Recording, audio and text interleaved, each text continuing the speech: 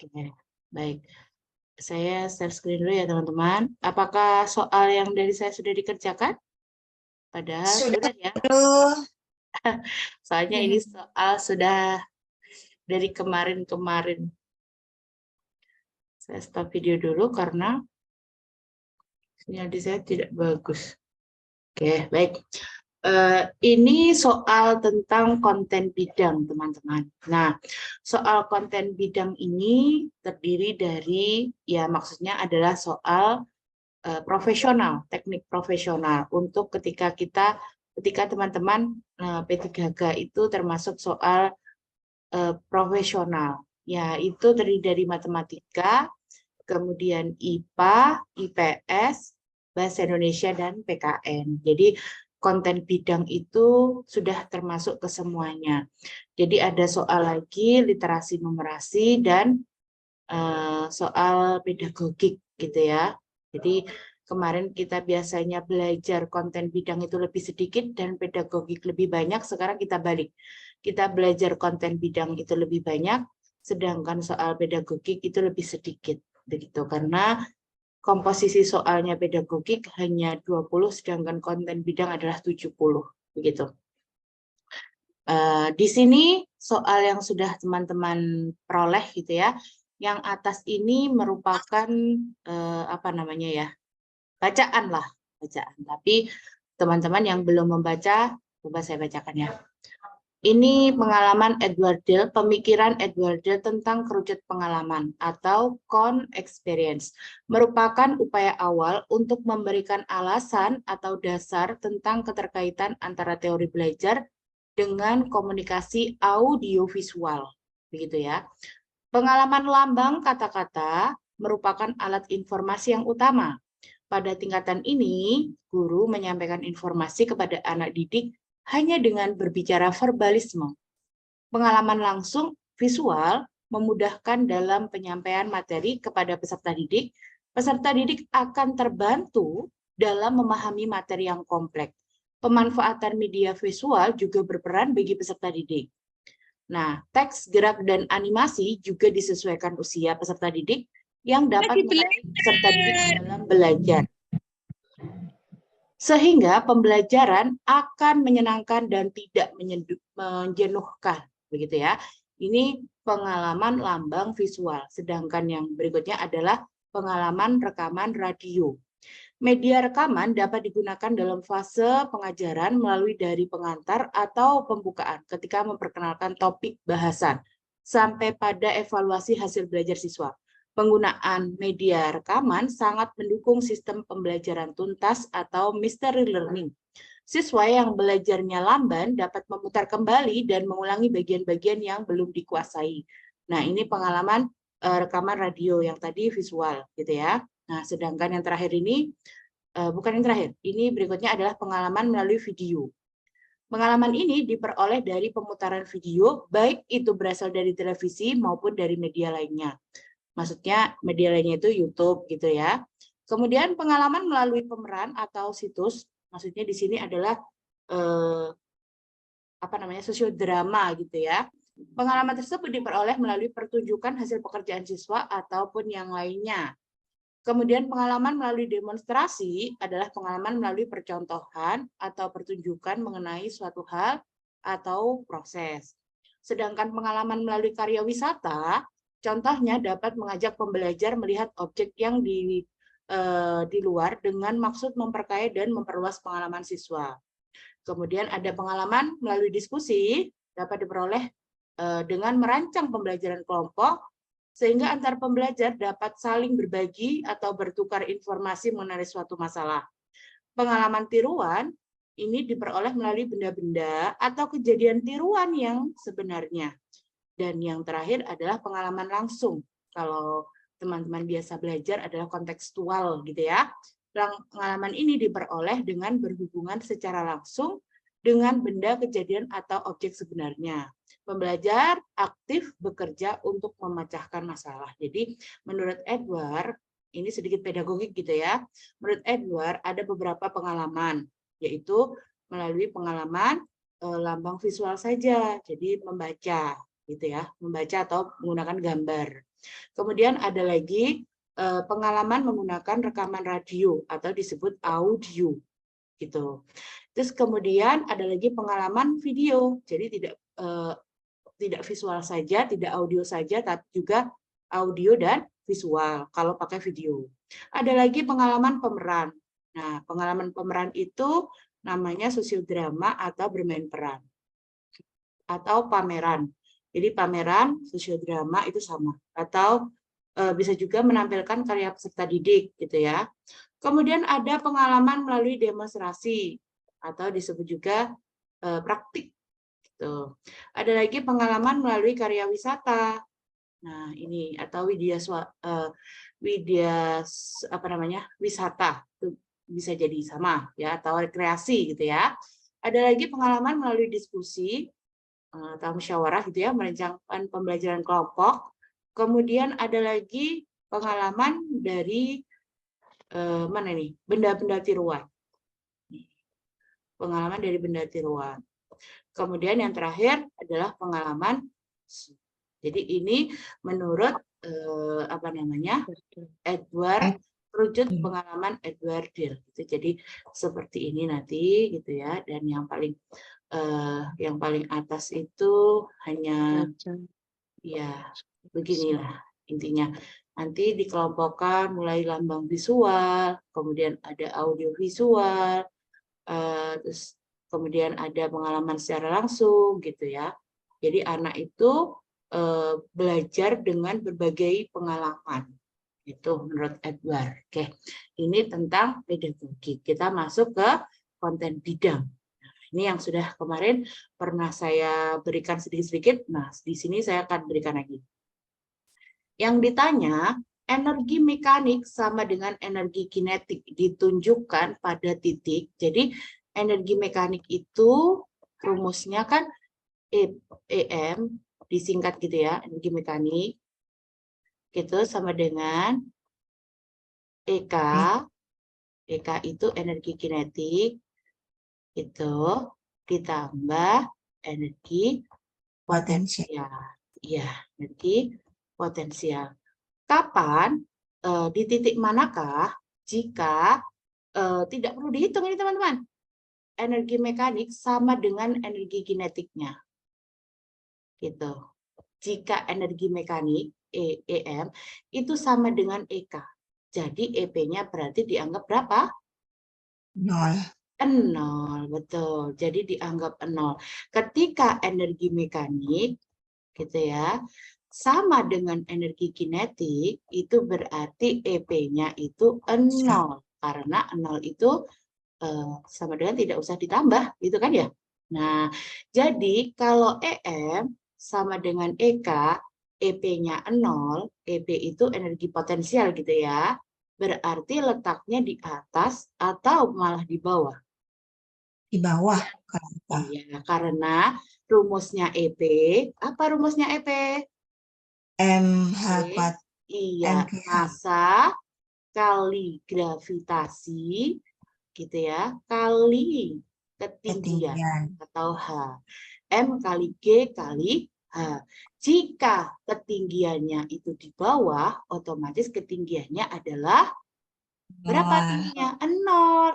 Ketika ketinggiannya 0, maka jika massa berapapun, gravitasi berapapun, kalau dikalikan 0, jawabannya adalah 0. Maka teman-teman ingat, jika ditanyakan EP itu energi potensial gitu ya, maka semakin ke bawah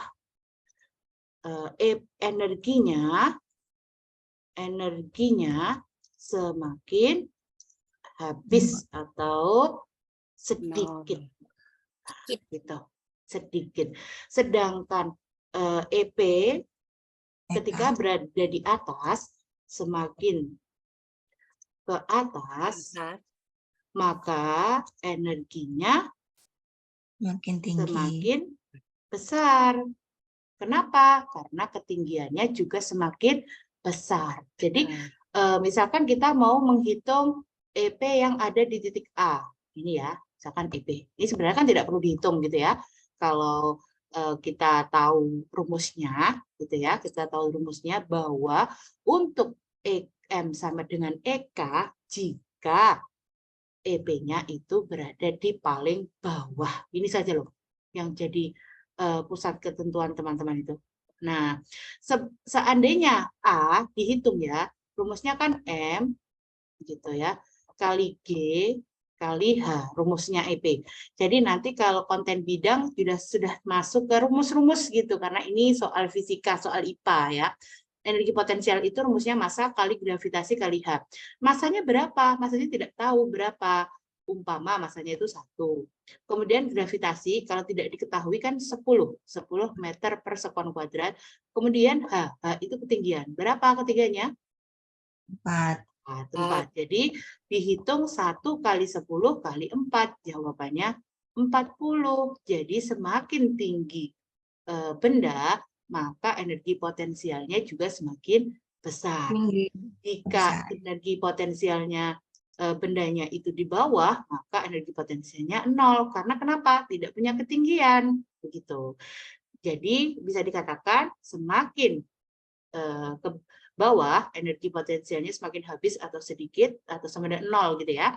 Sedangkan EP semakin ke atas maka energinya semakin besar. Nah, jadi jawabannya yang mana teman-teman? Energi kinetik. Energi C. yang A atau B atau yang C? C. Yang C, ya kan? Yang C. Ini ada yang ditanyakan sebelum saya melangkah ke berikutnya. Jadi ini memang untuk soal kategori SMP lah ya. Energi mekanik, kinetik, potensial itu. Jadi teman-teman tidak perlu khawatir seandainya yang ditanyakan EP yang paling kecil, yang paling bawah. Jika ditanyakan EK, yang paling kecil adalah yang paling atas. Cuma itu saja. Jadi nanti ada soal seperti ini. Nah, ini. Nah, sekarang coba, kan tadi masih berhubungan gitu ya. Tadi saya katakan bahwa semakin tinggi maka EP-nya semakin besar. Sekarang kita lihat, energi potensial terbesar posisinya nomor berapa? 1. Nomor 1. Iya, nomor 1. Jadi semakin tinggi, maka EP-nya juga semakin besar. Bisa dipahami, teman-teman? Bisa. Oke, soal berikutnya. Untuk soal di atas, energi kinetik terbesar di nomor berapa? 4. 4, betul. Kenapa begitu, Bu? Karena kebalikannya. Energi kinetik itu semakin ke atas ya semakin kecil, sedangkan di bawah itu semakin besar. Karena kecepatannya, teman-teman. Karena energi kinetik itu rumusnya adalah setengah mv kuadrat. Iya, betul. EK itu sama dengan massa ya, massa kali setengah biasanya ya. Setengah dulu, maaf. Setengah kali massa kali V kuadrat. V ini namanya adalah kecepatan. Iya. Kecepatan. Bisa dipahami, teman-teman? Jadi soal yang nomor 1 tadi berhubungan dengan soal 15 dan soal 16. Gitu. Jadi kalau ditanyakan EP paling besar, berarti yang ada di atas. Kalau EP yang paling kecil, berarti berada di bawah. Bawah. Ini ya. Ke EP kebalikannya dengan EK. Semakin tinggi, EK-nya juga semakin kecil. Semakin ke bawah, EK-nya juga semakin besar. Itu ya teman-teman, bisa dipahami? Jadi rumus utamanya itu cuma itu saja. Ini. Kalau energi mekanik itu adalah penjumlahan atau gabungan energi kinetik ditambah energi potensial. Gitu. Bisa dipahami?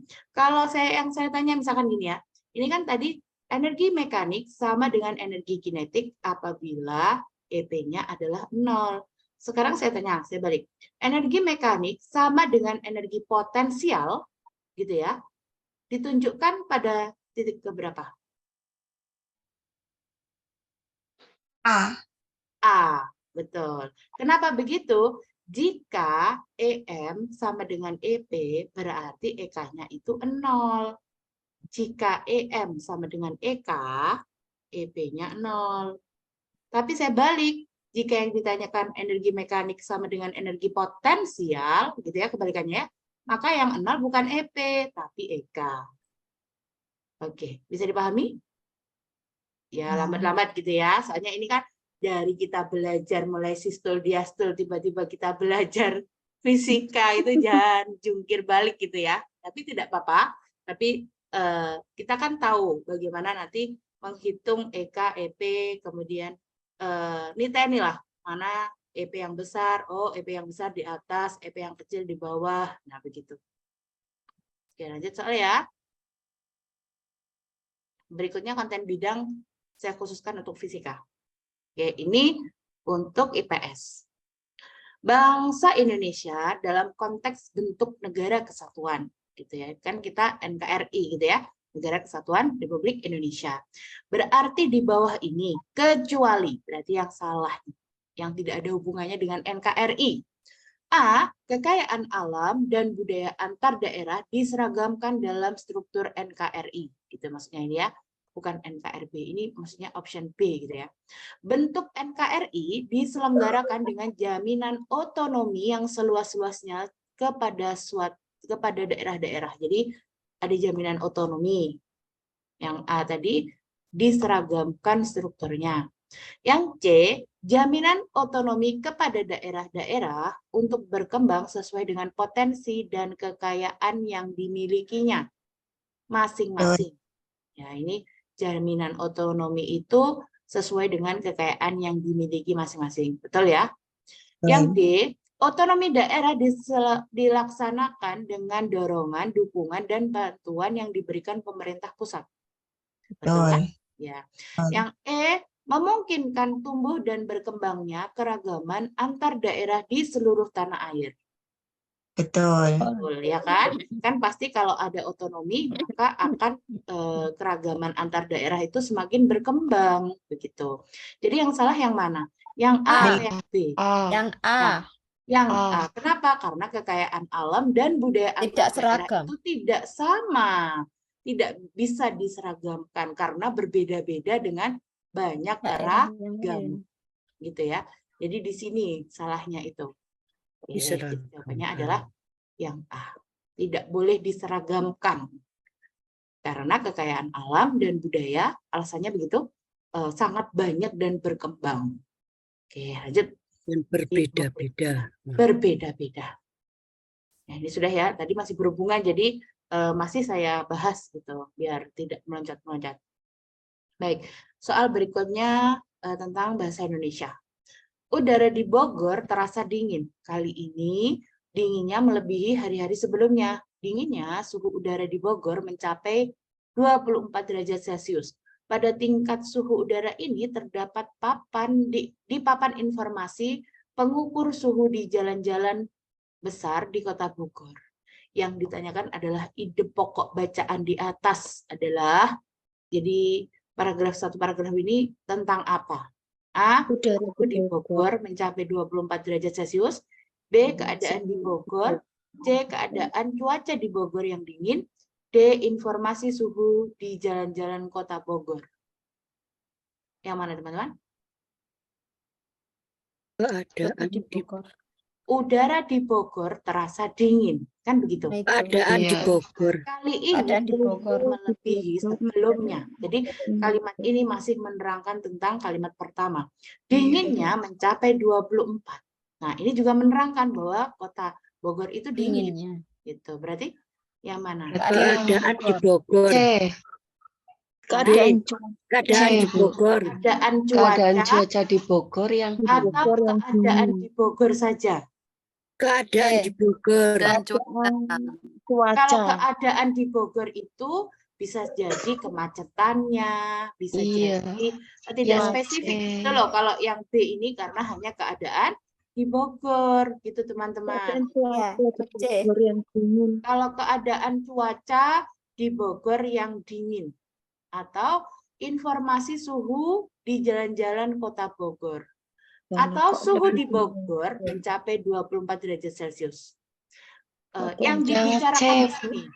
Yang mana? Yang C. Di Bogor. keadaan cuaca di Bogor yang dingin, betul ya? Iya. Jadi kenapa? Karena kata ide pokoknya itu terletak pada kalimat ya, ada pertama. Kalimat Udah. pertama Bogor terasa diikuti dingin. kalimat Nah, baru kalimat penjelas. kedua ini juga menerangkan kalimat pertama. Berarti ide pokoknya itu berada di depan. Kalau berada di depan namanya paragraf deduksi atau paragraf Deduktif. yang atau deduktif ya, sama apa namanya, kata Ada di awal paragraf. nah, apa namanya, ide pokoknya itu berada di awal, gitu ya. Kalau apa, ide pokoknya berada di akhir, namanya induktif, gitu. Jadi ini tadi yang betul adalah yang C ya. Iya. Tuh, keadaan cuaca di Bogor yang dingin. Nah, untuk 24 derajat ini Bu, bagaimana? Ini hanya sebagai kalimat penjelas dalam kalimat utamanya, gitu ya. Jadi, kalau teman-teman mau apa namanya, mencari ide pokok, kalau saya loh ya, itu saya baca di awal dan di akhir saja. Kalau di awal itu sudah apa namanya ya, sudah inti dalam suatu paragraf, ya berarti intinya itu di depan saja. Atau kita baca yang paling belakang. Nah, yang paling belakang ternyata masih menjelaskan kalimat yang atasnya. Oh, berarti ini bukan paragraf induktif, tapi paragraf deduktif, gitu. Gitu, saya hanya baca di atas dan di bawah, biasanya begitu. Oke, kalau bacaannya sangat panjang sekali. Oke, masih tentang ide pokok. Berikutnya, para petani banyak diuntungkan dengan manfaatkan pupuk organik. Nah, saya kan trik saya ya, saya bacakan di sini. Para petani banyak diuntungkan dengan memanfaatkan pupuk organik. Kemudian saya baca lagi di akhir. Yang di akhir mana? Dengan demikian, petani mendapatkan keuntungan yang berlipat-lipat. Nah, kira-kira kalau seperti ini, paragrafnya itu di awal atau di akhir, teman-teman? Awal. Awal. Awal, Bu. Akhir. Awal. Kalau masih bingung, baca aja semuanya. Itu. Biaya Para yang petani dikeluarkan banyak untuk diuntungkan dengan memanfaatkan pupuk organik. Jangka waktu kesuburan tanah menjadi semakin lama. Biaya yang dikeluarkan untuk pembelian pupuk juga semakin murah. Hasil panennya pun lebih menyehatkan apabila dikonsumsi.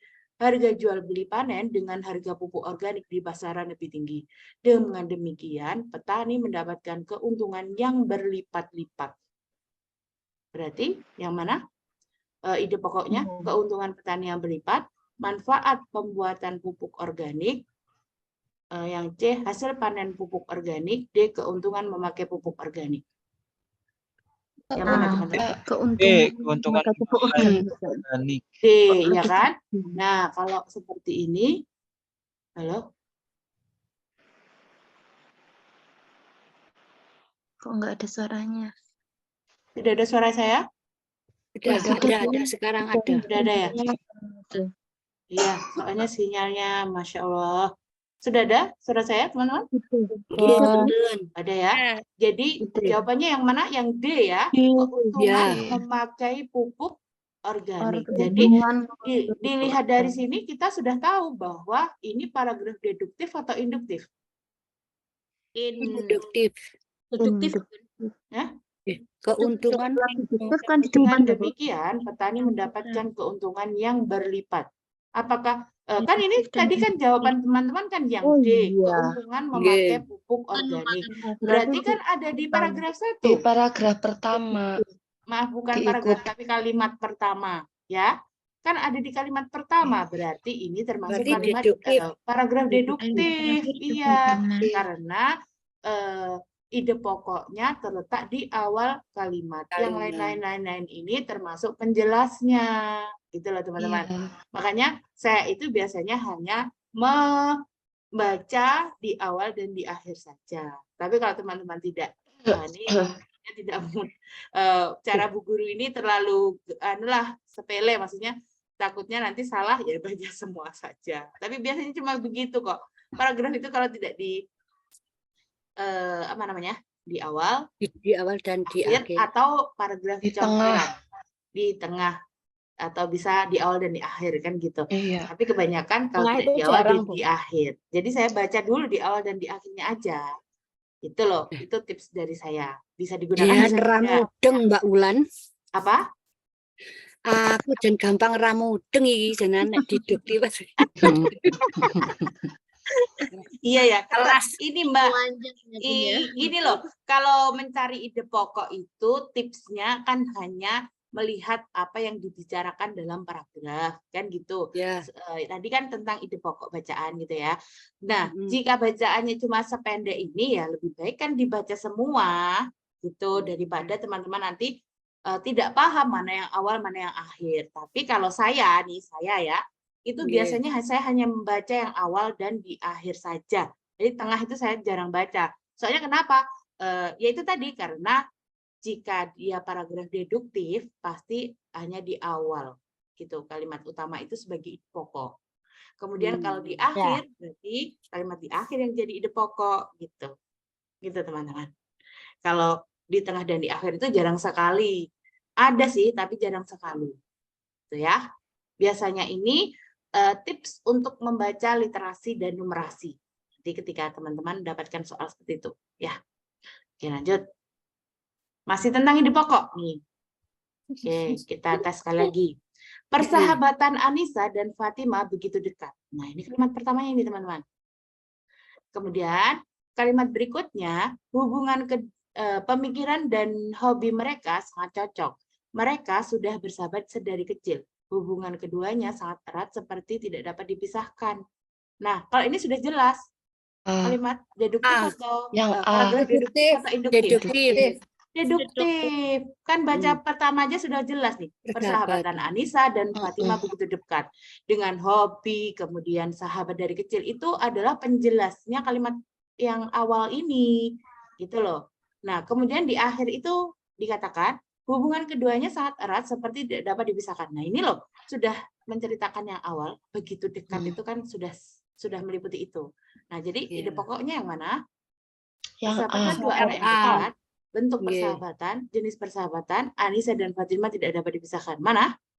Yang A. Kenapa? Karena kalimat utama ini sebagai ide pokok. Ide pokok. Gitu loh. Jadi saya suka begitu. Kalau baca ide pokok, saya hanya baca di awal dan di akhir saja. Gitu. Nek iki rada paham. Kalau sudah soal 2 atau 3 soal gitu ya. Nggih, maklum Mbak Ulan kelas rendah iki IQ-ne rada ya rendah. Nah, karena terbiasa dengan pembelajaran di kelas rendah itu kan membaca permulaan gitu ya, belum membaca intensif atau membaca sekilas itu. Orangnya sabar-sabar Bu di bawah itu. Betul, telaten. Tidak hanya sabar, telaten gitu ya. Jadi kalau telaten itu belajar apapun bisa. Amin. Lanjut ya, masih tentang ide pokok. Festival rakyat di daerahku sangat meriah. Nah, ini kalimat utamanya. Kita cek ya, coba kita coba trik dari saya. Festival rakyat di daerahku sangat meriah. Kemudian di akhir kan ini. Wah, festival ini sangat meriah. Ide pokoknya adalah A. Acara di alun-alun dekat keraton, B. Festival rakyat, C. Festival rakyat di daerahku, D. Kemeriahan festival rakyat. Yang mana? D. Yang do. Apakah kita perlu baca semuanya? Tidak perlu. Kenapa? Karena di sini sudah mengatakan ini ide pokoknya. Festival rakyat di daerahku sangat meriah. Yang lain ini sebagai penjelas saja. Gitu, saya tuh selalu bacanya. Bisa dipahami, teman-teman? Nggih. Nah, gitu ya. Adalah yang D. Saya lebih suka bahasa Indonesia daripada IPA tadi, Bunda. Mudeng. Mbak Nafisa kan orang bahasa Indonesia nih. Sastrawan. Oke, lanjut. Ini masih tentang ide pokok. Prestasi olahraga sekolah kita menurun dibandingkan tahun lalu. Ini gitu ya. Ini kalimat utamanya. Kita baca lagi yang bawah. Siswa dapat memilih sesuai dengan bakat dan minatnya. Nah, berarti ide pokoknya A. Penyebab prestasi sekolah, B. Pembinaan olahraga yang tidak berkesinambungan. C. Penyebab prestasi anak menurun. D. Penyebab prestasi sekolah menurun. Gampang ini, yang mana? C. Penyebab prestasi. Yang do. Iya, yang do. Ya. Penyebab Oke, prestasi sekolah menurun. Di sini Menurun. ada loh, prestasi olahraga sekolah kita menurun dibandingkan tahun Tahun lalu. lalu. Ya. Yang do. Oke, lanjut. Sekarang kita beralih ke soal PKN. Pancasila, PKN. Fungsi pembukaan Undang-Undang 45, Undang-Undang Dasar 45 alinea keempat mencantumkan dasar negara yang tersusun secara hierarki dan piramida di Indonesia menjadi A. Filter bagi masuknya budaya asing, B. Sumber daya bangsa, C. Petunjuk pelaksanaan peraturan, D. Sumber hukum yang berlaku, E. Ciri dan karakteristik bangsa. Pembukaan Undang-Undang 45 alinea keempat ini kan di situ mencantumkan bahwa cita-cita bangsa, ya kan? Mencerdaskan kehidupan bangsa, ikut melaksanakan ketertiban Mencerdaskan dunia. dunia. Nah, berarti dia itu Berarti sebagai apa? Sumber budaya bangsa. Sumber budaya atau sumber hukum atau ciri karakteristik bangsa? Ciri karakteristik bangsa. Mana? Ciri karakteristik bangsa. karakteristik bangsa. Iya, betul. Jadi di alinea keempat itu ada bunyi tentang cita-cita bangsa. Cita-cita bangsa itu kan ada 4, gitu ya. Mulai dari Mencerdaskan kehidupan bangsa, ikut melaksanakan melaksanakan dunia. ketertiban dunia. Nah, itu termasuk Dan masuk ke alinea 4. Jadi ini merupakan ciri dan karakteristik bangsa. Betul sekali. Ya. Nah, sekarang alinea ketiga. Bunyi alinea ketiga pembukaan Undang-Undang Dasar 1945 secara lengkap adalah atas berkat rahmat Allah yang Maha Kuasa dan dengan didorongkan oleh keinginan luhur supaya berkehidupan kebangsaan yang bebas. Maka rakyat Indonesia menyatakan dengan ini dan seterusnya. Kemerdekaannya. Iya, betul. Menyatakan dengan ini kemerdekaan. Jadi kalau pas upacara ini tidak ngobrol sendiri gitu ya, mendengarkan gitu ya. Apalagi tahunan. Biasanya kan ibu-ibu tuh agak rada ngerumpi-ngerumpi gitu kalau pas UUD. Oke, jawabannya kemerdekaannya. Betul. Lanjut. Syarat-syarat tertib hukum yang termuat dalam alinea keempat. Kembali lagi ke alinea keempat. Pembukaan Undang-Undang Dasar 1945 adalah sebagai berikut kecuali. Tadi kan sudah dikatakan bahwa alinea keempat itu merupakan isinya tentang ciri dan karakteristik bangsa serta cita-cita luhur bangsa, gitu ya. Berarti yang salah yang mana? A. Adanya kesatuan subjek, B. Adanya kesatuan akan kerohanian, C. Adanya kesatuan kebudayaan, D. Adanya kesatuan waktu, E. Adanya kesatuan daerah. Yang beda waktu. Iya, yang tidak ada ya.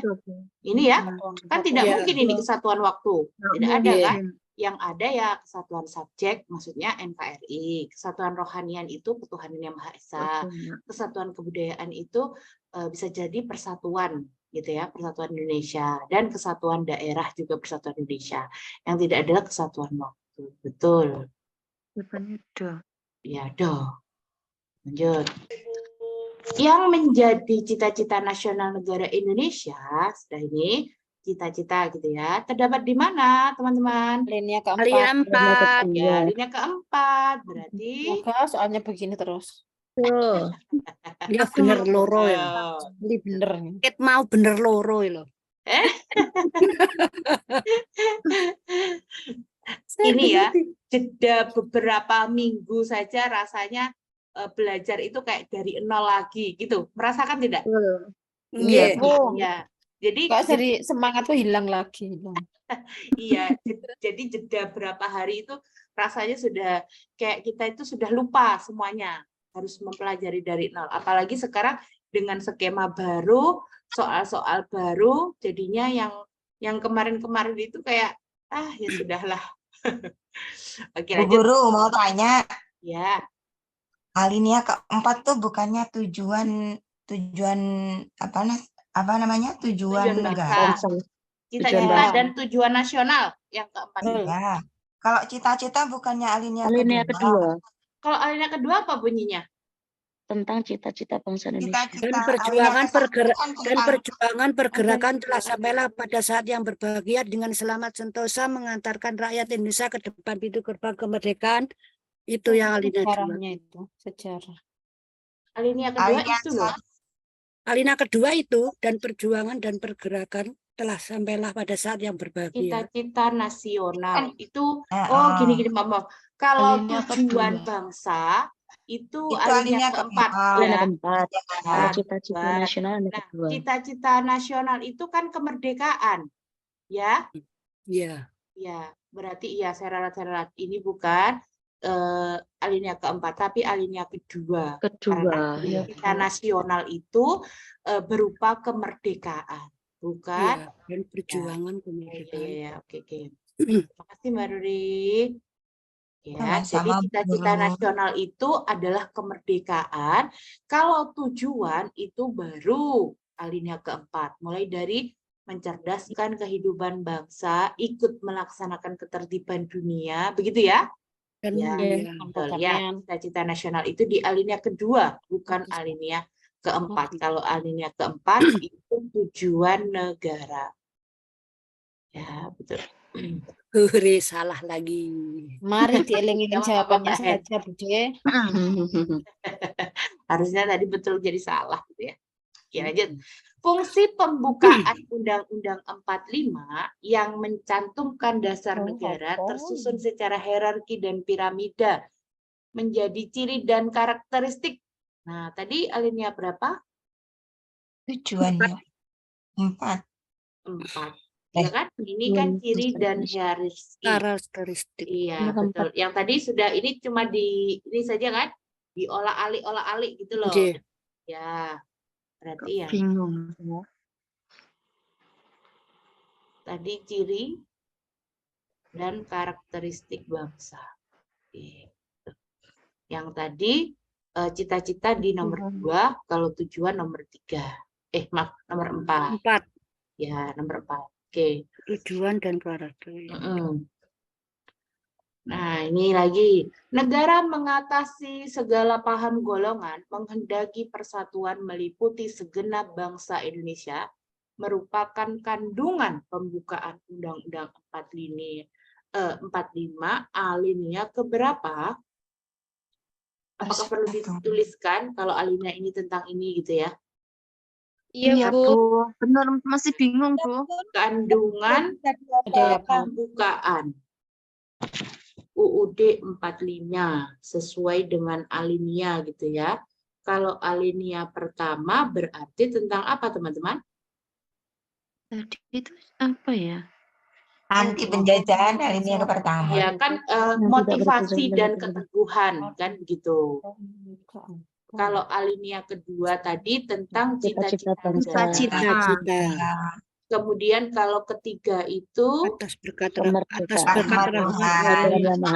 ya mulai dari atas berkat rahmat Allah itu kan alinea ketiga, bukan alinea kedua tadi ya. Ya, Dan 3. pengukuhan proklamasi atau tentang kemerdekaan yang dicapai bangsa Indonesia, tidak hanya sekedar faktor material.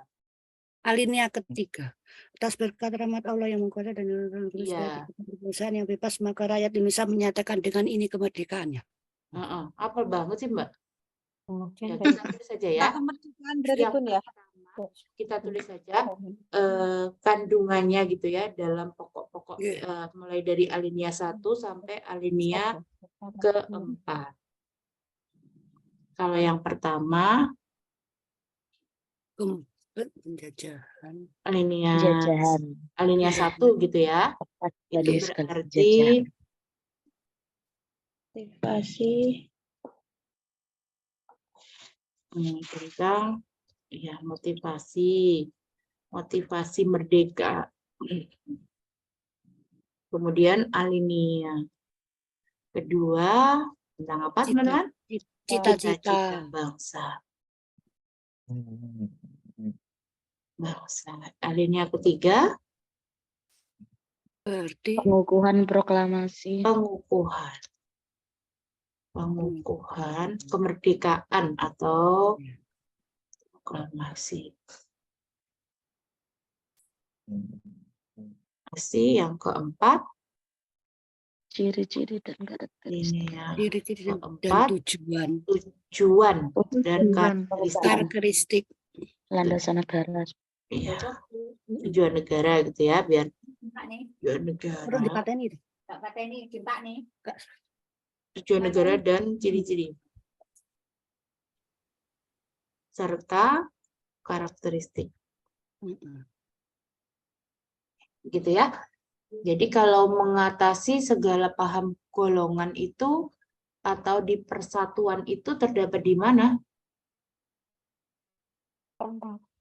Keempat. Keempat?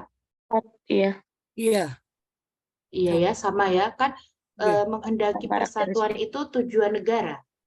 Iya. Ya, berarti keempat. Keempat berarti D ya. Ya, oke. Lanjut. Ini penulisannya seperti jadi empat gitu ya. Pokok pikiran yang ditanyakan adalah pokok pikiran ketiga adalah penjelmaan sila keempat. Oh, maaf. Kandungan yang terdapat dalam pembukaan alinea ketiga. Nah, alinea ketiga tadi apa? Tentang proklamasi gitu ya. Proklamasi. Berarti yang mana? Proklamasi. Ya, kandungan yang ketiga. Yang ketiga. Yang pertama saya baca A. Mana? Negara persatuan adalah negara yang melindungi bangsa Indonesia seluruhnya. Kan bunyinya ketiga itu kan negara yang berkedaulatan rakyat berdasarkan atas kerakyatan dan permusyawaratan serta perwakilan, kan begitu. Oleh karena itu sistem negara berbentuk dalam Undang-Undang Dasar. Jadi yang mana? Negara persatuan adalah negara yang melindungi bangsa Indonesia dan melindungi bangsa Indonesia seluruhnya. B. Menunjukkan konsekuensi logis bahwa Undang-Undang Dasar harus mengandung ini isi yang mewajibkan pemerintah dan lain penyelenggara negara untuk memelihara budi pekerti kemanusiaan yang luhur dan memegang teguh cita-cita moral rakyat yang luhur. Ini sepertinya di alinea kedua. Kemudian keadilan sosial berdasarkan pada kesadaran manusia mempunyai hak dan kewajiban yang sama untuk menciptakan keadilan sosial dalam kehidupan masyarakat. Yang D, negara mengatasi segala paham golongan, menghendaki persatuan dan melindungi segenap bangsa Indonesia. Ini alinea ke-4 ya. Sistem negara berbentuk dalam Undang-Undang Dasar haruslah berdasarkan kedaulatan rakyat dan berdasarkan musyawarah perwakilan. Yang mana? Tadi kan isinya di alinea ketiga itu kan tentang pengukuhan. Nah, pengukuhan itu maksudnya adalah negara yang berkedaulatan rakyat berdasarkan atas kerakyatan dan permusyawaratan perwakilan. Berarti jawabannya yang E ya, teman-teman. E. Ya. Yang E. Ada sistem permusyawaratan dan perwakilan. Oke, betul. Lanjut. Negara merupakan lembaga perlindungan HAM yang utama sebagaimana disebutkan dalam tujuan negara yang tersirat dalam pembukaan UUD 45 alinea keberapa? Lembaga perlindungan HAM. Yang mana? Lembaga perlindungan HAM. Kira-kira Ya, Mas jangan di atas dunia harus dihapuskan. tidak sesuai dengan alinea ke-1. perlindungan HAM kan tidak sesuai dengan pri kemanusiaan Alinea dan 1. iya betul. Perlindungan HAM dalam Penjajahan di atas dunia UUD dia 45 dihapuskan karena tidak terdapat sesuai dengan pri kemanusiaan dan pri itu kan hak itu kan ya, berarti kan Ya. masuk di alinea pertama. pertama. Iya. Kan hak asasi. Masuk ke pertama. Oke. Lanjut. Masih tentang alinea. Fungsi pembukaan Undang-Undang 45 mencantumkan dasar negara yang tersusun secara hierarki dan piramid. Dan piramida Indonesia menjadi ciri karakteristik. Ya, sama. Ini ciri dan karakteristik. Berarti D. D. Nah, kalau sudah tahu ciri-cirinya gitu, masuk gitu ya. Oke. Ya, negara mengatasi paham golongan menghendaki persatuan meliputi segenap bangsa. Merupakan kandungan sama ini dengan nomor berapa ini? Mana? Tadi nah ini ya. Negara mengatasi paham golongan. Itu berarti ke 4 juga. 4 juga. Ya. Yang D ya, teman-teman. Lanjut. Pembukaan UUD 45 bagi bangsa dan negara Republik Indonesia antara lain mempunyai makna sebagai, jadi pembukaan itu maknanya apa? A. Pernyataan tentang hak asasi manusia. B. Deklarasi terbentuknya bangsa dan negara. C. Peraturan perundang-undangan tertinggi. D. Pernyataan kemerdekaan yang terperinci. Mana, teman-teman? D. Pernyataan kemerdekaan yang terperinci. Iya. Pembukaan bahwa sesungguhnya kemerdekaan itu adalah hak segala bangsa. A. Yang mana? Pernyataan hak-hak manusia. Nah, yang B itu deklarasi terbentuknya bangsa negara, kan bukan ya? Deklarasi itu sama dengan proklamasi. Deklarasi terbentuknya bangsa negara itu maksudnya apa namanya? memberikan kemerdekaan gitu loh, menyatakan kemerdekaan kalau deklarasi itu. Begitu juga dengan pernyataan kemerdekaan. Jadi B dan D ini sama. Jadi yang mana? Kalau peraturan perundang-undangan tertinggi, betul? Perundangan tertinggi apa? Tidak. Perundangan tertinggi siapa? UUD 45 atau Pancasila? Pancasila. Sebagai dasar negara. Kan ada tinggi, ada tertinggi gitu ya. Kalau mana? Peraturan perundang-undangan tertinggi, teman-teman. Atau kalau Pancasila itu apa sih? Dasar negara. Nah, itu kan dasar negara gitu ya.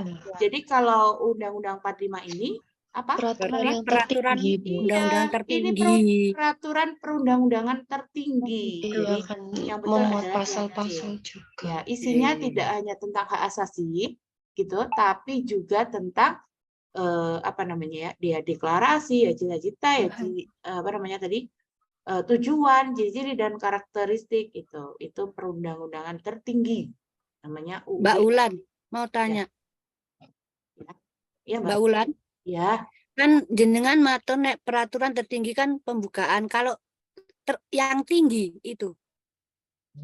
Tertinggi dan tinggi itu tuh. Nggih. Kalau tinggi itu maksudnya begini loh. Kan di situ pemegang kekuasaan tinggi, bukan peraturan. Yang saya maksud tadi, maaf, bukan kekuasaan, bukan perundang-undangan tinggi atau tertinggi, itu sama maksudnya. Kalau perundang-undangan tertinggi itu Undang-Undang Dasar 1945. Yang saya maksud tadi kekuasaan tinggi, bukan peraturan. Jadi itu ya. Jadi ada tertinggi itu paling tinggi. Gitu. Kalau peraturan tinggi itu tidak ada, maksudnya bisa saja kan UUD 45 itu yang paling ini, yang paling sudah paling mentok gitulah, yang paling tinggi sekali gitu. Ya, paling atas gitu. Sebelum ada nanti ada Kepres, ada Perpu, kemudian ada undang-undang, ada peraturan pengganti undang-undang juga ada. Ya, paling tertinggi adalah pembukaan. Makna proklamasi jika dilihat dari sudut pandang hukum adalah, jadi maknanya nih, A, sebagai acuan negara dalam menetapkan hukum yang akan diberlakukan di Indonesia. B, sebuah pernyataan tentang keputusan bangsa Indonesia untuk membuat dan menetapkan aturan hukum nasional sendiri dan menghapus aturan hukum kolonial. C, ibarat sebuah lampu mercusuar yang menunjukkan jalan sebuah sejarah yang memberikan inspirasi bagi perjalanan bangsa Indonesia di masa mendatang. D. Puncak perjuangan bangsa Indonesia untuk mencapai kemerdekaan. E. Sebuah pernyataan bahwa Indonesia lepas dari penjajahan dan membentuk NKRI yang merdeka, berdaulat, dan bebas. Yang mana? B. E. Ya. B. Loh, kenapa B? Asal jawab aja Bu Ulan. Oh, kan ini sudah, yang E itu sudah lengkap pernyataan bahwa Indonesia lepas dari penjajahan. Jadi makna arti dari proklamasi itu adalah pernyataan Indonesia lepas dari penjajahan, gitu. Ojo Jadi ngelawak Mbak Ruri. Enggak Bu, itu kan baca kok ada kolonialnya gitu pikir saya. kemudian membentuk NKRI yang merdeka, berdaulat, dan bebas. Yang E itu lebih lengkap loh, ya. J. Kalau pas membacanya tidak pas ngantuk, gitu. Kalau ngantuk ya jawabnya B. B kayak Mbak Ruri. Tapi itu di Google itu yang B loh Bu Ulan. Iya, pernyataan untuk membuat bukan hukum kolonial ya, tapi lebih ke bersifat merdeka, berdaulat, dan bebas. Adil Itu dan namanya. Kalau makmur. D itu Bu, Yang mana? D. Puncak perjuangan ini toh. Ya. Padahal setelah kemerdekaan, apakah tidak ada apa namanya ya kemarin? Tidak ada itu. Masih ada Tidak perang-perang ada, lagi. masih ada, kan masih ada pertempuran lagi. Ya. Jadi bukan puncak perjuangan, perjuangan. padahal setelah kemerdekaan, setelah proklamasi itu masih berjuang lagi loh untuk mempertahankan kemerdekaan. Jadi bukan sebagai puncaknya. Gitu ya. Karena ada masih 10 November di Surabaya, ada Bandung Lautan Api, ada juga apa namanya yang Semarang itu. Nah, itu.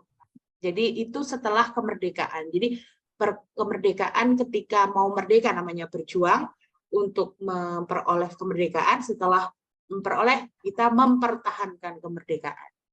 Gitu ya. Jadi jawaban yang pas adalah yang E. Lanjut. Arti dan makna sila pertama Pancasila di bawah ini kecuali sila pertama itu berarti tentang ketuhanan yang Maha Esa, gitu ya. Mengandung arti apa? Kecuali nih, berarti yang salah. A, mengandung arti pengakuan adanya kausa prima sebab pertama yaitu Tuhan yang Maha Esa. Betul atau salah? Betul. Betul. Yang B, menjamin berkembang dan tumbuh suburnya kehidupan beragama. Betul. Menjamin berkembang dan tumbuh subur kehidupan beragama. Yang C, bertoleransi dalam beragama, dalam hal ini toleransi ditekankan dalam beribadah menurut agamanya masing-masing, karena pada dasarnya semua agama itu sama dalam segala hal. Yang D, negara memberikan fasilitator bagi tumbuh kembangnya agama dan iman warga negara, dan mediator ketika konflik agama. Ini juga betul Bu Ulan. Berarti yang salah yang mana nih? D. Yang mana? Ini enggak ada, Bu. Dadainnya ya loh ini, ya kan? Teman dalam agama itu loh Bu. Pada dasarnya semua agama itu sama dalam segala hal. Mana toh? Oh, yang ini yang Yang D D. ya. Karena pada dasarnya agama itu Toleransi beragama dalam hal ini, toleransi Iya, ditekankan yang C. dalam beribadah menurut agama masing-masing. Karena pada dasarnya semua agama itu sama dalam segala hal. Nah itu salah itu. Kan ya enggak sama dalam segala hal. Harusnya bertoleransi itu tidak dalam beragama saja, gitu kan? Tapi di segala situasi toleransinya itu ya ditekankan pada beribadah, padahal tidak harus beribadah. Ya. Di bawah ini contoh manfaat cermin cembung. Kemarin sudah kita ceritakan bahwa cermin cembung itu digunakan untuk apa? Spion. Ada Spion. spion. Terus apa lagi? Kaca tikungan. Oh Ya, yang bukan ya. jadi ini Reflektor. kaca. Ini kan yang bukan, gitu kan ya? Ya, Bu. spion pakai cermin cembung, cermin Ya. tikungan yang kemarin kita sudah Cembung. pelajari itu juga cembung. Kaca di sudut perkotaan, Cembung. ya. Cermin di Yang mesin ini. ATM, Cembung. iya. Kemudian reflektor lampu senter, Cekung.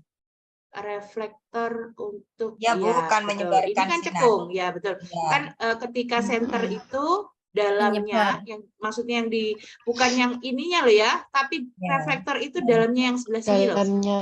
Ya, letaknya lampu itu loh, itu reflektor. Jadi ini Cekung. cerminnya cekung. Tuh, oke. Kalau sudah keluar ke PKN itu lega gitu ya.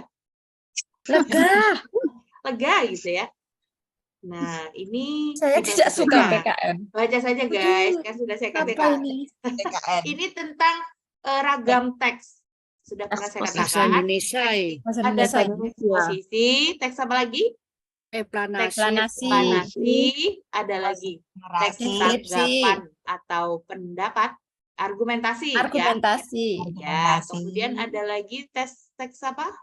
Ini ada teks Dikta cerita ulang. ulang. Kemudian ada teks Narasi. anekdot. Narasi buku. Iya, Naratif. ada lagi teks Anekdot. naratif, Naratif. ini, Naratif. Naratif. ya, anekdot. Kemudian sudah ya. Nah, nanti dibaca-baca sendiri, Exemplum teman-teman. itu. Mana sih? Baca-baca sendiri, Oh guys. ya, ya. Baca sendiri lah. Kalau Cemplung. sudah eksposisi tentang pemaparan gagasan. Nanti kalau saya bacakan ngantuk nanti. Pokoknya teman-teman bisa membedakan kalau eksposisi tentang informasi, Paparan. tesis gitu ya. Kalau eksplanasi tentang fenomena Fenomena alam. alam. Fenomena alam. Ya, itu. Ini juga mengurutkan kejadian. Nah, ini yang kemarin itu, Kok ya aja tulisannya baca saja, guys. iya. Mengurutkan kejadian sejarah itu ada pada- namanya proses heuristik. Kemudian ada kritik atau verifikasi. Kemudian interpretasi. Ada yang terakhir historiografi. Historiografi. Nah, kemarin kita sudah baca-baca ini, Ya. pelajari IPS ini, jadi lebih ini bisa Verifikasi lah sudah, maksudnya, historia sudah. ya. Ya, oke. Ini juga Jasrid. Tahu dibaca saja. Oke. Ini tentang teori belajar atau bermakna. Sudah. Ya, Fenomena. iya. Tadi yang kita pelajari teori belajar pengalaman banyak. awal-awal tadi, gitu ya. Oke. Lanjut di nomor berikutnya. Seorang siswa SD berusia 10 tahun mengalami kesulitan dalam memahami nilai tempat, jumlah, dan nomor baris pada materi matematika. Ia juga mengalami kesulitan pada operasi hitung penjumlahan dan pengurangan. Selain itu, ia juga mengalami kesulitan dalam urutan informasi atau peristiwa. Jadi dia dikategorikan apa, teman-teman? Diskalkulia, dispraksia, disgrafia, atau disleksia. Diskalkulia. Nah, kalau angka ada hubungannya dengan angka, namanya diskalkulator. Kalkulator. Ya. Kalau berhubungan dengan gambar, berarti apa? Grafi. Ya. Disgrafia. Dilek- Kalau berhubungan dengan huruf, Disleksia. Disleksia. disleksia itu. Kan ada tuh yang Aduh. sudah besar itu dia mungkin belum bisa membedakan. Nah, kalau dispraksia apa? Kalau prak itu artinya kan praktik, berarti dia tidak Praktek. bisa kesulitan mengontrol gerakan. Kalau kalkulia Bu, ditulis aja ada lah, Bu. hubungannya dengan angka, gitu ya. Ditulis saja. G. Iya. Ini semakin Iya. malam ini. Oke lah. Diskalkulia itu berarti tentang angka, kesulitan gitu ya. Kesulitan tentang angka, jumlahan, pengurangan, nilai tempat itu. Kemudian ada dispraksia. Kalau menghafalkan prak itu kan praktek gitu ya. Berarti kesulitan membedakan gerakan. Nah, sedangkan disgrafia itu kesulitan dalam gambar gitu. Jadi kesulitannya sama gitu ya. Kemudian disleksia Membaca. disleksia itu tidak bisa membedakan huruf atau merangkai huruf. Tidak bisa. Namanya disleksia.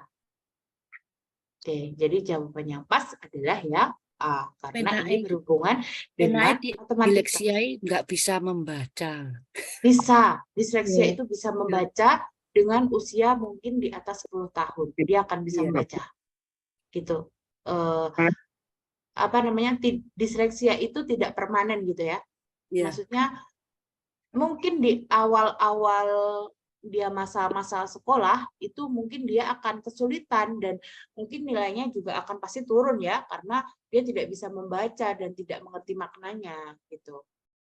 Tapi nanti di akhir-akhir kalau dia sudah bisa membaca justru malah peserta didik dengan disleksia itu bisa apa ya? lebih menonjol daripada teman-temannya yang sudah dari awal itu bisa membaca. Gitu. Lanjut. Nah, ini anak usia 8 tahun tidak bisa membedakan B, D, M, N. Nah, berarti itu kesulitan apa, teman-teman? Disleksia. Ya, disleksia kan huruf ya. Iya. Oke, nah masih ke IPA. Gaya sebesar 60 Newton bekerja pada benda bermasa 2 kilo di atas lantai licin hingga benda dari dia menjadi bergerak. Berapa percepatan benda? Gampang ini teman-teman. Gaya, rumusnya itu, jadi pakai rumus nih sekarang. Gaya itu massa kali gravitasi atau massa kali percepatan gravitasi. Nah, gayanya sudah ketemu berapa? 60. 60 Newton. Gitu. Kemudian massanya berapa? 2 kilo. 2 kilo. Berarti berapa percepatannya? 30. Ya, jadi A-nya ya tinggal 60 dibagi 2. Tuh, jawabannya adalah 30. Ya sudah, begini saja. Rumusnya ini. Ya, kalau fisika itu yang keluar cuma kemarin kita kan belajar tentang kalor gitu ya, lebih sulit. Sekarang tuh lebih mudah loh fisikanya. Cuma energi kinetik, energi potensial, dan gaya. Patan, gaya. Yang kemarin juga seperti ini, tapi beda Oh iya. Ada pertanyaan teman-teman? Tidak. Ya, ini paham ya. Lanjut. Hukum 2 Newton menyatakan gaya sama dengan titik-titik kali titik-titik. Tadi berapa? Massa kali percepatan. Iya. Berarti yang mana? Mana tadi? Masa C. Ya, ini kan dibalik saja kan ya? Percepatan kali massa. Ya, karena gayanya F sama dengan M kali A. M-nya massa, A itu percepatan. Dibalik tidak apa-apa, Bu. Tidak apa-apa. Kan perkalian sama aja, ya. Yang A itu, Mbak Ulan, yang A itu kan massa kali kecepatan. Kecepatan. Kalau kecepatan itu simbolnya V, Mbak. Kalau Oh. percepatan simbolnya A. Oke. Ya. Oke. Kalau berat sama massa beda atau sama? Ini ada berat, ini ada massa. Sama atau tidak? Kalau berat, Beda. kalau berat itu W. berat di bumi, teman-teman. Nah, jadi W simbolnya. W itu sama dengan hampir sama dengan gaya. Jadi kalau misalkan berat badannya saya misalkan ya, misalkan 80, berarti massa saya itu cuma 8 kilo. Kenapa begitu, Bu? Karena berat itu dipengaruhi oleh gravitasi. Gravitasi di bumi itu 10. Gitu. Jadi kalau yang ditanyakan massa berapa? Oh, berat saya, massa saya hanya 8 kilo. Itu massa. Padahal beratnya banyak. Lanjut. Seorang bermassa 50 kg berada di dalam lift, percepatan gravitasi adalah 10 meter per sekon kuadrat, maka gayanya berapa? 500. Nah, tinggal dikalikan saja. Gaya sama dengan massa kali gravitasi. percepatan gravitasi. Jadi tinggal 50 kali 10 sama dengan 500. Gampang kan? Minggu atau nanu. Oke, lanjut. Sebuah bola yang semula bergerak menggelinding horizontal dengan kecepatan sebesar 10 meter per sekon kuadrat. Jadi ini kecepatan, bukan percepatan ya. V berarti. V berarti ya. pada bidang datar berhenti setelah menempuh jarak 50 meter. Jadi ini S. S. Nah, Betul. bukan Jokowi lagi ya. Kalau Jokowi itu kan matematika. Kalau di fisika jarak itu S. Pernyataan berikut yang benar tentang gerak bola. A. Percepatan bola min 2 meter per sekon. B. Bola menggelinding selama 2 sekon. C. Kecepatan bola tetap. D. Tidak ada gaya luar pada bola. E. Energi mekanik bola adalah tetap. Kalau yang ditanya adalah mekanik, itu berarti ada hubungannya dengan massa. Apakah di sini ada massanya, teman-teman? Tidak. Tidak ada, kan energi mekanik itu rumusnya EK ditambah EP. EK itu setengah kali massa kali kecepatan gravitasi. Kecepatan benda kuadrat, gitu kan? Nah, kan rumusnya jarak apa? Jarak Jokowi? Kecepatan kali waktu, gitu kan? Maaf, bukan kecepatan, tapi V. V kali S. V, loh. S itu kan V. jaraknya. Mencari Iya. S itu berarti V kali T. Ya. Ya, T teman-teman. T Kali itu T. artinya waktu. Nah, S itu jarak, V kecepatan. Jaraknya berapa? 50 meter. 50, betul. 50. Kemudian kecepatannya berapa? 10. 10. Berarti waktunya berapa? 5. 5. Nah, ketemu waktunya itu 5. Sama dengan 5. Nah, kita cari percepatan. Percepatan itu kan simbolnya A. Percepatan.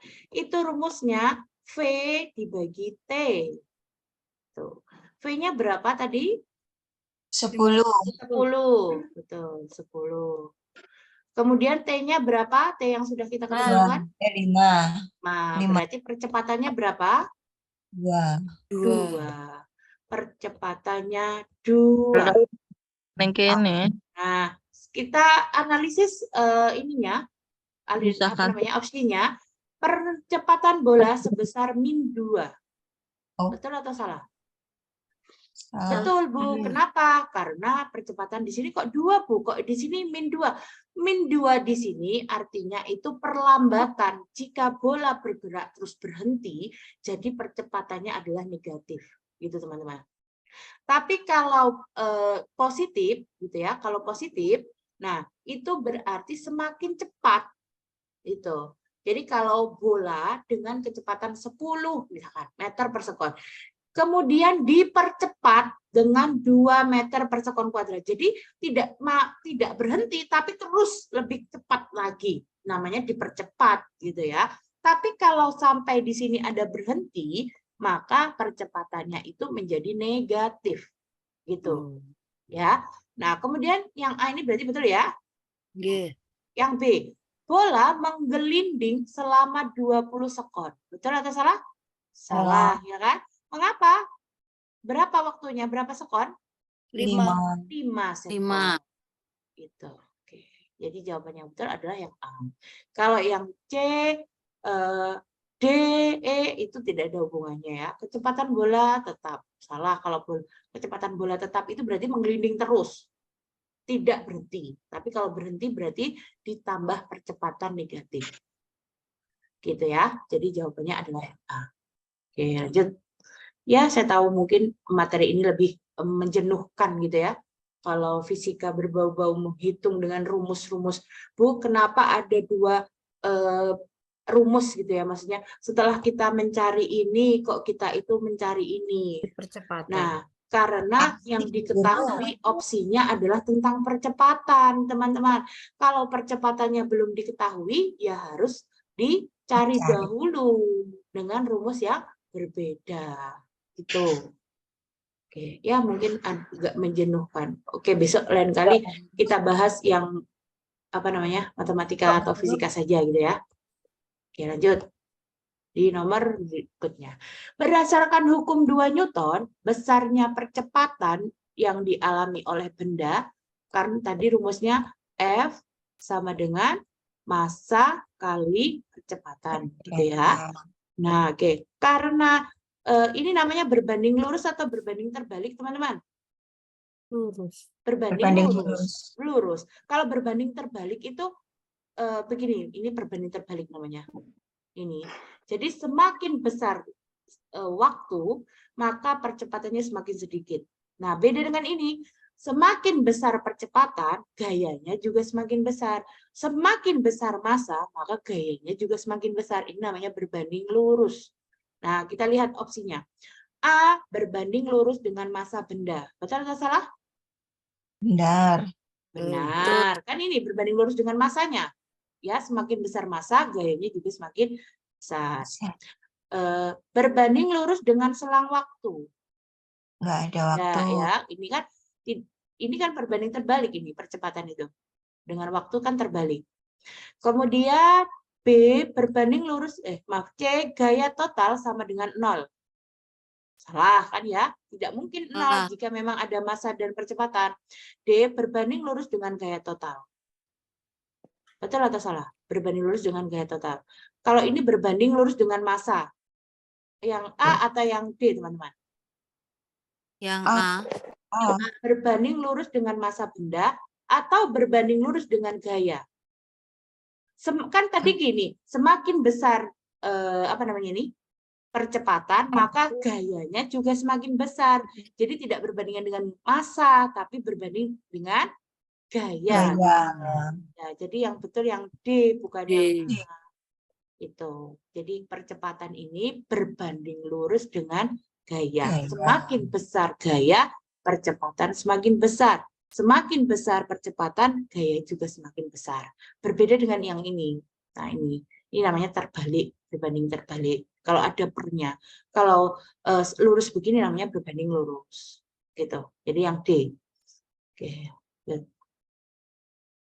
Berikut ini pernyataan tepat mengenai perubahan fisika dan kimia suatu benda. Teman-teman kan sudah pernah belajar nih, kalau perubahan fisika itu namanya perubahan sementara. Sementara itu berarti bisa kembali ke wujud asalnya. Contohnya lilin, dibakar, kemudian dia meleleh, kemudian membeku lagi kan jadi lilin lagi kan? Nah itu perubahan fisika, bisa kembali ke bentuk aslinya. Air didinginkan, masuk ke kulkas jadi beku. Tapi ketika beku kembali lagi jadi air lagi, bisa kan? Nah, namanya perubahan kimia. Tapi kalau perubahan fisika, tapi kalau perubahan kimia tidak bisa kembali ke wujud asalnya. Ya, contoh nasi nih. Apakah bisa kalau sudah ditanak jadi beras lagi? Tidak bisa. Tidak bisa. Ya, jadi yang mana nih yang betul? Berikut ini pernyataan tentang perubahan fisika dan kimia. A. Perubahan fisika, benda tidak disertai dengan perubahan zat baru. B. Perubahan fisika, benda disertai dengan zat baru. Tidak. Salah. Maksudnya perubahan zat baru itu seperti ini loh. Misalkan tadi nasi, awalnya kan beras ya. Kemudian ditanak jadi nasi. Nah, nasi itu namanya zat baru, teman-teman. Oke, yang B, perubahan fisika benda disertai dengan zat baru. Yang tidak kan? Yang C, perubahan kimia benda tidak menghasilkan zat baru. Salah kan? Harusnya kimia itu menghasilkan zat baru. Yang C salahnya di sini. Yang A salahnya di sini. Fisika tidak menghasilkan zat baru, tapi kimia menghasilkan zat baru. Berarti yang B kan yang betul? Maaf. Perubahan fisika benda tidak disertai. Iya, bukan yang A. Bukan, ya, maaf.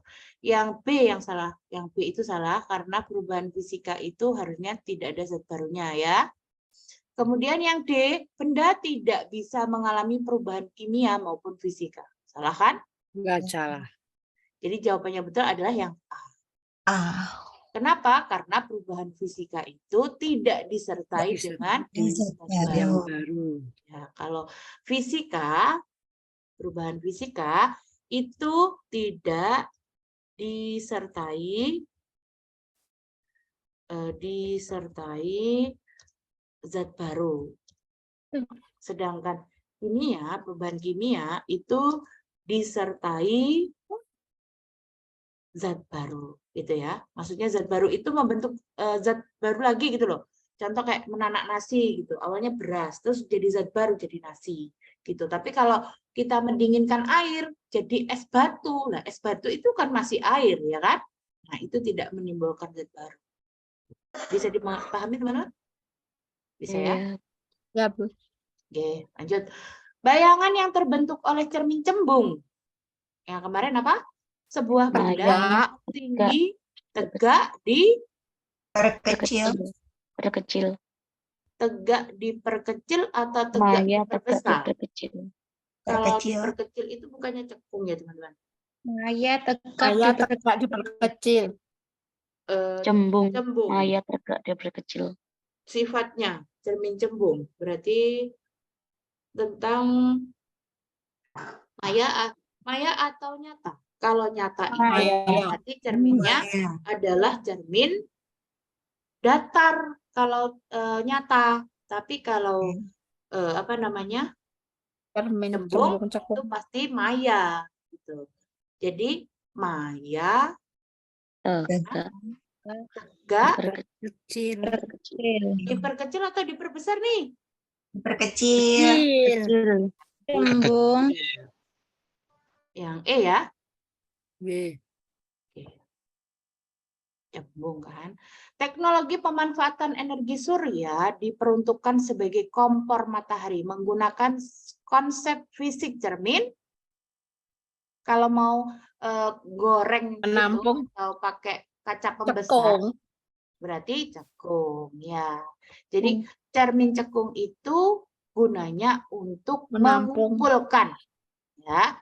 Kalau cekung namanya mengumpulkan cahaya.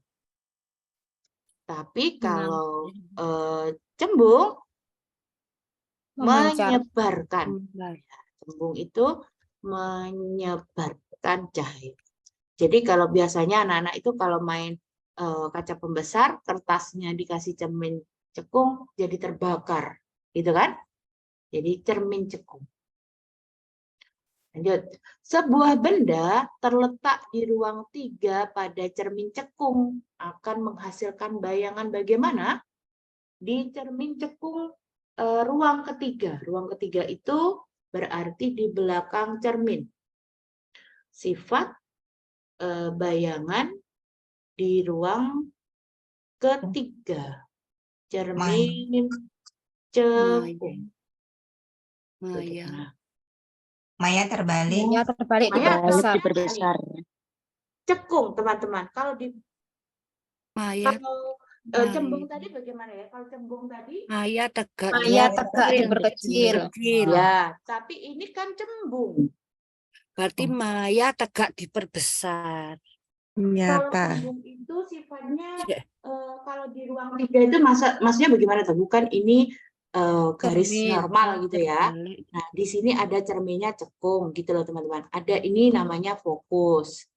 Gitu ya. Kemudian ada lagi di sini perbesaran. Nah, jika di ruang ini di ruang 1, ini di ruang 2, ini di ruang Di ruang 3, gitu. Kalau zaman SMP dulu, kalau bendanya itu di ruang 3 di sini, maka bayangannya itu tidak di belakang, teman-teman. Kalau di belakang itu lensanya adalah cembung. Kalau di Cembung. belakang namanya maya, tapi kalau di depannya namanya Nyata. nyata. Jadi bayangannya itu nanti adalah nyata, Terbalik. Diperbesar. Diperbesar. terbalik, diperbesar atau diperkecil? Diperkecil. Diperkecil, betul. Nyata terbalik justru diperkecil, teman-teman. Nah, diperkecil. Jadi misalkan kepalanya di atas begini, jadi Di bawah. iya, kepalanya Balik. jadi di bawah. Gitu. Terbalik, diperkecil. Kalau nyatanya itu maksudnya bagaimana, Bu? Nyata itu berarti dia di depan cermin, tapi kalau di belakang cermin itu namanya maya. Maya. Iya. Lanjut. Biasanya. Pada lampu senter berarti pakai lensa cermin Cekung. cembung ya. Cekung. Cembung. Kalau Cekung. depannya itu loh. bukan reflektornya. Oh, cembung. Oh ya, cembung. Bola lampu kecil diletakkan di titik fokus cermin cekung. Hal ini dimaksudkan agar sinar yang terpantul adalah A. Berkumpul di satu titik, B. Sejajar ke tempat yang jauh, C. Menyebar ke segala arah, D. Membentuk bayangan nyata diperkecil. Di sini adalah lampu senter. Tadi lampu senter itu apa? Cembung atau cekung? Cembung. Cembung. Berarti dia mana? Mengumpulkan atau menyebarkan? Menyebarkan. Menyebarkan. Jadi C ya. Jadi sudah Oke. kita bahas bahwa untuk cermin cembung itu menyebarkan cahaya. Oke. Jika benda diletakkan di antara titik api itu maksudnya fokus, permukaan cermin cekung, maka bayangan yang terbentuk adalah A. Diperbesar 2 kali, B.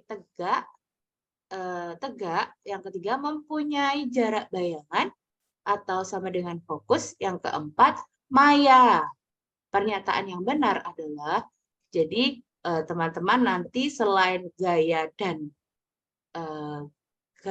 energi kinetik, ada teman-teman harus menghafalkan rumus ini. Fokus itu, titik fokus itu sama dengan, jarak bayangan ditambah, jarak benda ditambah jarak bayangan. Ya, gitu. Aduh, ini rumus apa lagi Bu Guru? Jadi untuk mencari fokus itu sama dengan 1 per benda, jarak benda ditambah 1 per jarak bayangan. Gitu. Ini ada rumus satu lagi. Ya sudah, kita langsung tembak aja jika teman-teman merasa ini kesulitan. Jawabannya apa? Jika diletakkan di tengah-tengah fokus. Fokus itu berarti di sini. Fokusnya kan di sini tuh. Permukaan cermin cekung. Jadi berarti kalau cekung apa? Kalau cekung nyata, Balik. diperkecil. Perkecil. Berarti yang mana? 1 Nyata, dan 2. terbalik, Kecil. gitu. Tapi Iya. karena letaknya ini tadi di ruang 3, teman-teman. Kalau di antara titik api dan permukaan cekung, cermin itu namanya di titik 1, di ruang 1. Nah, kalau di ruang 1 bagaimana? Di ruang pertama, di ruang 1. Kalau di ruang 1, berarti bayangannya bagaimana? Di ruang 1 saja loh. Ini jarak Di bayangan tegak. ruang 1 pada cermin cekung. Jadi dia sifatnya itu bayangan yang dihasilkan adalah maya, tegak, diperbesar. Nah, iya. Berarti nomor 2 ya. Maya, mana? 4 dan 2. Ada 2 dan 4 ada enggak? Diperbesar 2 kali. Ya, lebih besar dari benda aslinya, teman-teman. Berarti kan diperbesar. Gitu ya. Kemudian dia tegak juga. Kemudian dia juga bersifat maya. Berarti 1, 2, 4. Harusnya mana? 1, 2, 4. C betul, A betul. Gitu. Karena yang betul 1, 2, kemudian 4. Gitu. Jadi 1 dan 2 betul, 1 dan 4 betul juga. Gitu. Oke. Perlu Yang A materi. itu ada 3-nya, Bu Guru. Bagaimana? Yang A tadi ada 3-nya. Yang A, oh ya. 1 dan 2 dan 3 ya. Berarti yang betul adalah yang C saja ya. Kan 1 dan 4. Ya, yang A itu 1, 2 dan 3. Saya juga ngantuk kayaknya. Kurang hanya berapa soal nih? Oh, 3 soal saja. Yuk, kita teruskan daripada nanti tidak. Diketahui sebuah persegi luasnya adalah 289. Jadi sudah kelihatan nih, persegi itu kan rumusnya sisi dikali sisi. Kalau luasnya sudah ketemu 289, berarti mencari sisinya kan tinggal diakarkan saja. Berapa? 17.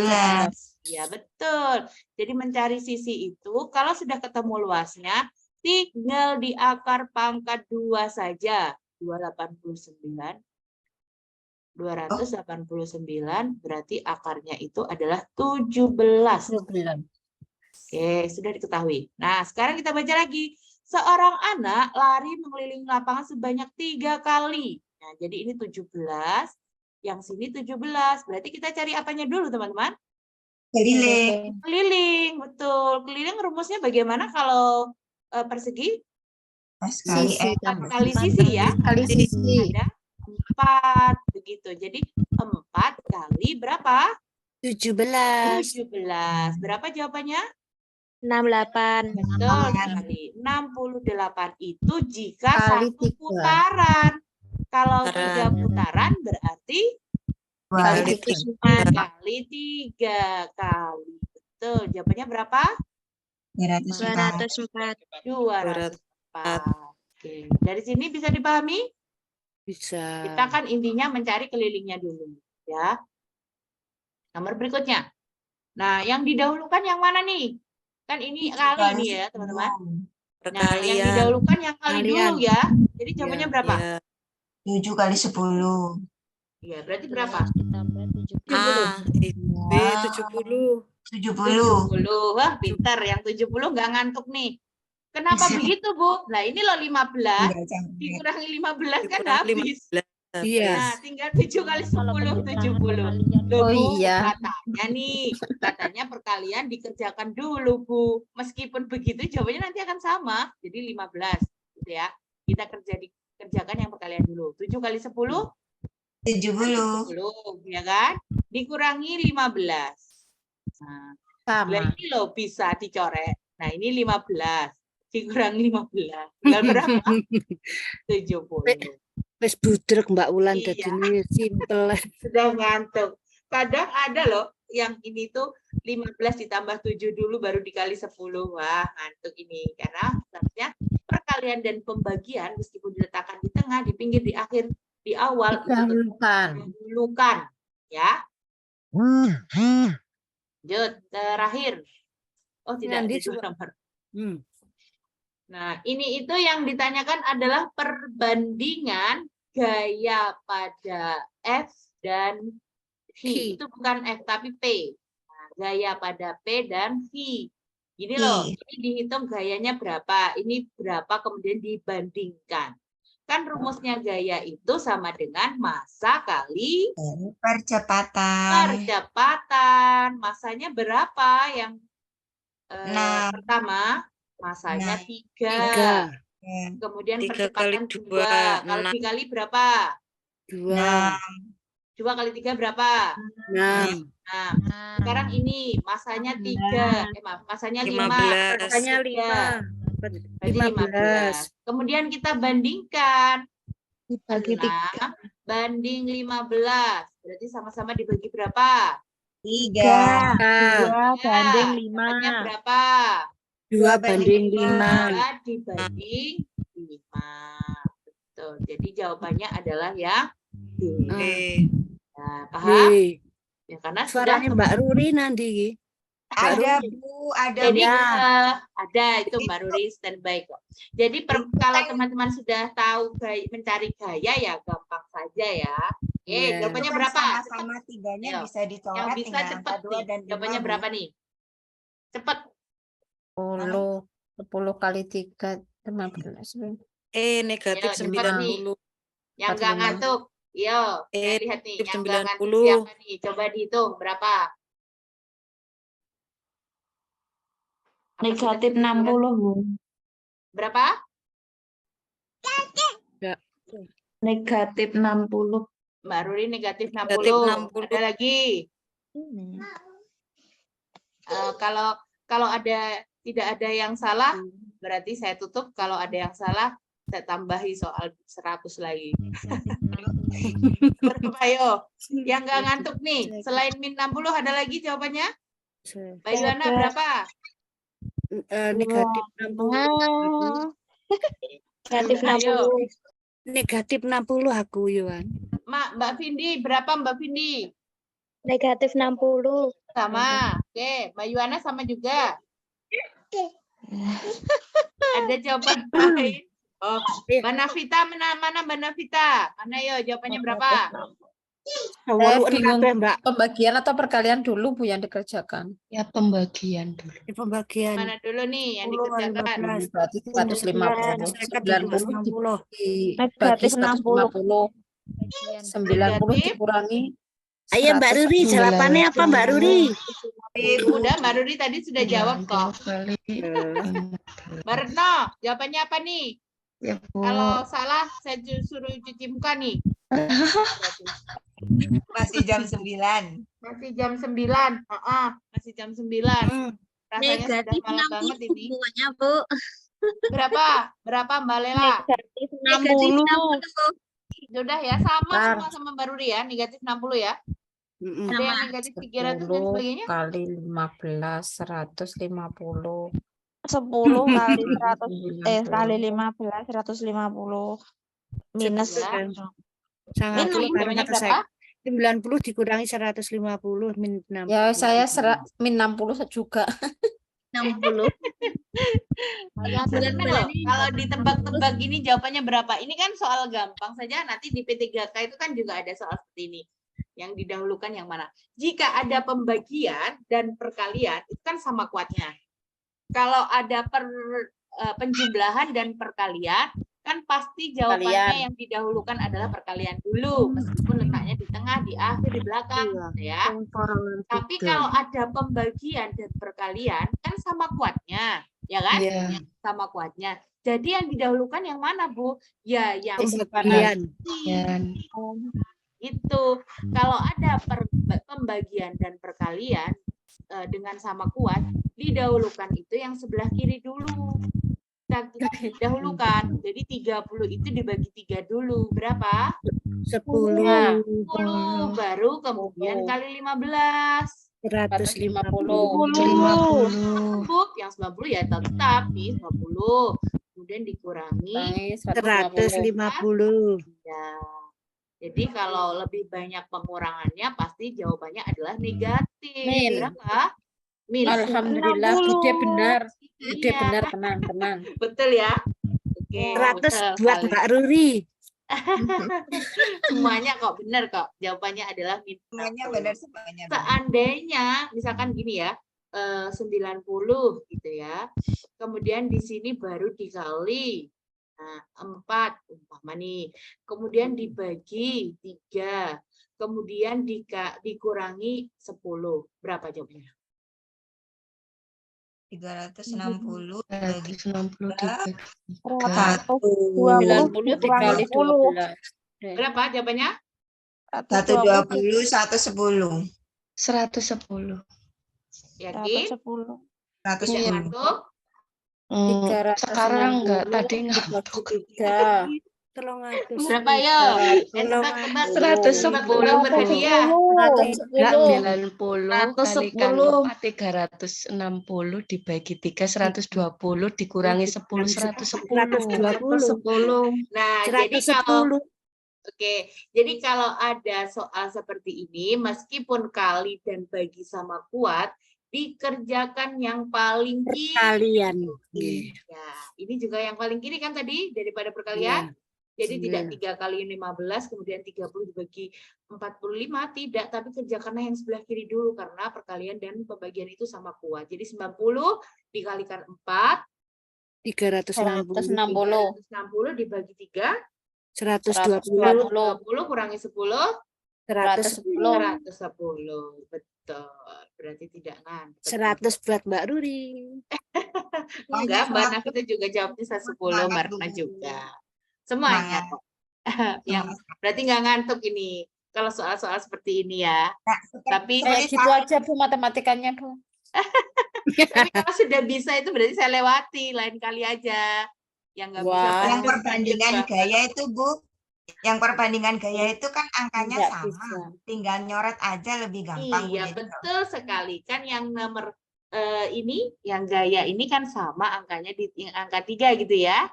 Bicara cara begini juga betul. Jawabannya 2 dibanding 5 sama. Betul sekali. Jadi kalau sudah menguasai tentang kalau bahasa Blitar itu pipolondo. Nah, jadi Baru paham pipo Ping londo. poro sudol. Pipo, Iya. pip, Londo, londo gitu ya. Kalau bahasa Jawa tuh gitu. Ping, poro, lan itu Lan jumlah. sudo. Sudo itu pengurangan gitu. Jadi pipo londo namanya. Jadi kalau sudah akrab dengan ini ya, ini tinggal dicara-cara saja tanpa harus dikali satu persatu juga sudah bisa. Betul sekali, benar. Oke, ada pertanyaan teman-teman sebelum saya akhiri? Nomor berapa kira-kira yang belum paham tentang alinea-alinea tadi atau tentang Saya kenyang. gaya-gaya, cermin-cermin? Ya, saya tentang itu, Bun. Sifat-sifat cahaya, sifat-sifat cermin. Oh, gitu. Baik, nanti saya kirimkan materinya. Kalau cermin cekung bagaimana, cermin cekung bagaimana gitu ya. Ya. Beserta Sama dengan lensa. rumusnya. Oke, beserta dengan rumusnya. Oke, ini berarti paham ya? Nggih. Ya, sementara paham lah. Nggak tahu nanti kalau ketemu soal berikutnya bagaimana.